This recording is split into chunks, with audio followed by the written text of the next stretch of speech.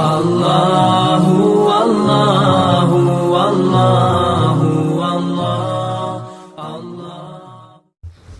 بسم اللہ الرحمن الرحیم۔ عزیز طلباء، پیچھے ہم نے پڑھا تھا مرکب کی دو قسمیں ہیں، مرکب مفید، مرکب غیر مفید۔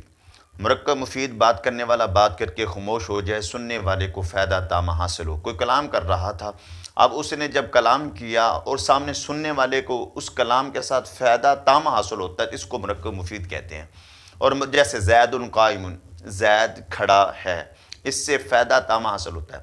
اور مرکب غیر مفید بات کرنے والا بات کر کے خاموش ہو جائے، سننے والے کو کوئی فائدہ تام حاصل نہ ہو، یعنی کسی سے کوئی کلام کیا، بات کی، اب سامنے جو سن رہا تھا اس کو کوئی فائدہ تو ہوا ہے لیکن تامہ نہیں ہوا، اس کو کیا کہتے ہیں؟ مرکب غیر مفید۔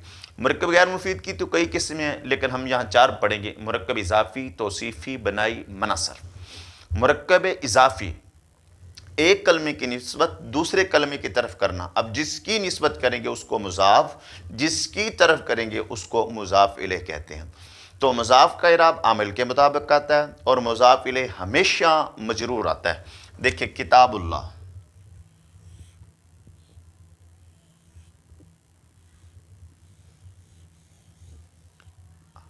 اللہ کی کتاب، اب کتاب کی نسبت ہے اللہ کی طرف تو کتاب مضاف بن جائے گا، لفظ اللہ مضاف الیہ، کتاب اللہ ہی پڑھا جائے گا، ہا بھی نہیں پڑھا جائے گا، ہو بھی نہیں پڑھا جا سکتا ہے، ٹھیک ہے؟ کیونکہ مضاف الیہ ہمیشہ مجرور ہوتا ہے، مضاف کا اعراب عامل کی جی پیچھے جو بھی عامل آئے گا، جو عمل کرے گا ویسے ہی مضاف کا اعراب آ جائے گا۔ اب مضاف الیہ کے ترجمہ کرتے وقت اس کے ترجمے کا کی کے ان حروف میں سے کوئی نہ کوئی حرف ضرور آتا ہے۔ اب پھر اعتراض ہو سکتا ہے، بھئی کسی کو ترجمہ ہی نہیں کرنا آتا، بھی ابتدائی طالب علم ہوتے ہیں ان کو ترجمہ نہیں کرنا آتا، تو اب وہ کیسے پہچانیں گے کہ یہ مضاف الیہ ہے؟ تو ان کے لیے میں بڑا آسان چند قاعدے بیان کر دیتا ہوں۔ ان کو مد نظر رکھ کے انشاءاللہ عز و جل اس کو مضاف اور مضاف الیہ کا پتہ چل جائے گا۔ نمبر ایک، دو اسم اکٹھے ہوں، جیسے یہ ہیں کتاب بھی اسم ہے اور لفظ اللہ بھی اسم ہے، دو اسم اکٹھے ہوں، پہلے کی شروع میں الف لام نہ ہو، دوسرے کی شروع میں الف لام ہو، تو پہلا دوسرے کی طرف مضاف ہوتا ہے۔ اب کتاب کی شروع میں الف لام نہیں ہے، اللہ کی طرف جو ہے نا، اللہ کی شروع میں الف لام ہے، تو اب یہ کتاب اللہ کی طرف کیا ہوگا؟ مضاف۔ اسی طرح دو نہیں تین آ جاتے ہیں تو پہلے دونوں کی شروع میں الف لام نہیں ہوتا، تیسرے کی شروع میں الف لام ہوتا ہے تو پہلا دوسرا تیسرے کی طرف کیا ہوگا؟ مضاف ہوگا۔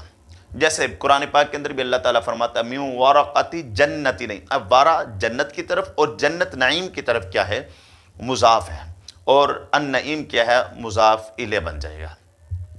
اسی طرح دوسرا قاعدہ یہ ہے کہ ضمیر سے پہلے کوئی اسم آ جائے، جیسے علی قلوبہم،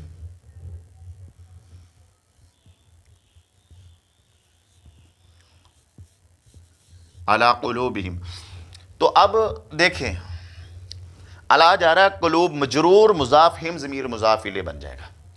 تو ضمیر سے پہلے اگر کوئی اسم بغیر الف لام کے آ جاتا ہے، شرط یہ کہ وہ اس کے شروع میں الف لام نہ ہو، اگر الف لام ہوگا پھر بھی مضاف نہیں ہوگا، ٹھیک ہے نا؟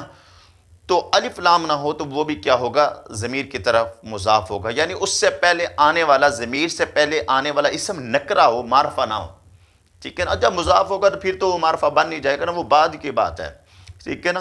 آنے والا پہلا اسم نکرہ ہو تو وہ بھی ضمیر کی طرف کیا ہوگا؟ مضاف ہوگا۔ جیسے علی قلوب، علیحدہ قلوب کو دیکھے تو قلوب نکرہ ہے، لیکن جب ہم ضمیر کی طرف ہم اضافت کر دیں گے تو معرفہ بن جائے گا۔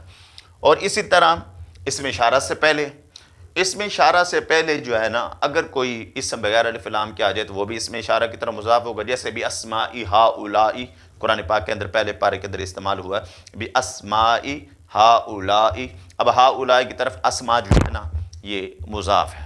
اور اسی طرح اس میں موصول سے پہلے کوئی اسم آ جاتا ہے، جیسے مثل الذین ینفقون، مثل الذین، اب مثل یہ الذین کی طرف کیا ہے؟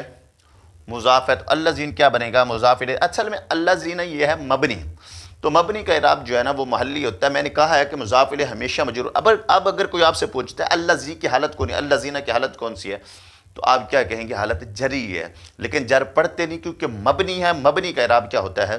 محلی ہوتا ہے۔ اسی طرح اس سے پہلے دو تین اسم آ جائے وہ بھی کیا ہوں گے؟ اس کی طرف کیا ہوں گے؟ مضاف، شرط یہ کہ ہوں بغیر الف لام کے۔ اور اسی طرح علم سے پہلے کوئی اسم آ جائے، علم نام سے پہلے، جیسے رب موسیٰ،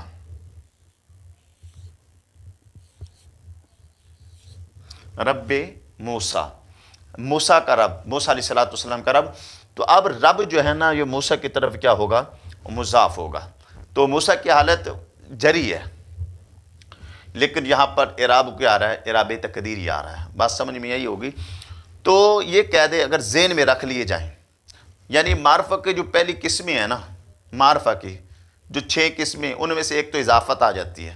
ان کے علاوہ جو قسمیں ہیں نا، ان میں سے سب کی طرف اگر جو بھی اسم مضاف ہو جائے، یعنی ضمیر کی طرف ہو جائے، اسم اشارہ کی طرف ہو جائے، اور اسماء موصولہ کی طرف کوئی اسم مضاف ہو جائے، یا اسی طرح معرب باللام کی طرف اگر کوئی اسم مضاف ہو جائے، یعنی اسم آ جائے ان سے پہلے، تو وہ ان کی طرف کیا ہوگا؟ مضاف. ان سب قیدوں کا نتیجہ یہ نکلے گا کہ نکرہ کے بعد معرفہ آ جائے تو نکرہ معرفہ کی طرف کیا ہوتا ہے؟